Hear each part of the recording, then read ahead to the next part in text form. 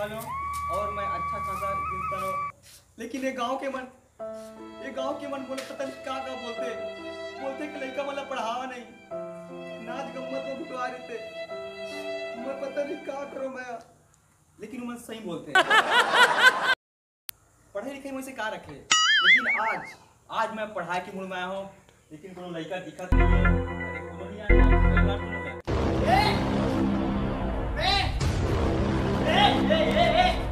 तोर दीदी, तोर बहनी, तोर अम्मा, मोर दाई है। बेटा गाली को ना देता है। सर मुझसे सवाल पूछिस। हाँ। ट्रिपल एस का मतलब बता। मैं बता। सेट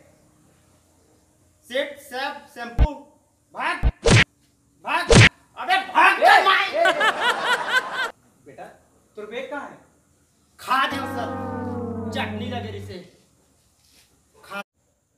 चल भाग पतली गली। सर बोलना बोले बे भागेला पतली गली सटक जाता। सर देख कैसे पढ़ा सर, जला पढ़ के ना मजा आ जाए। बेटा अगर तोरा स्कूल में पढ़ना है तो परंपरा प्रतिष्ठा और पराठा सर, पराठा कैसे सर? पराठा का नाम सुन के पेट लग कितना आनंद। Oh no paratha sir. अच्छा बेटा एक बात हाँ सर। आज से इतना लेट कब आया है? तो बीमार है सर घर में। कौन बीमार है बेटा?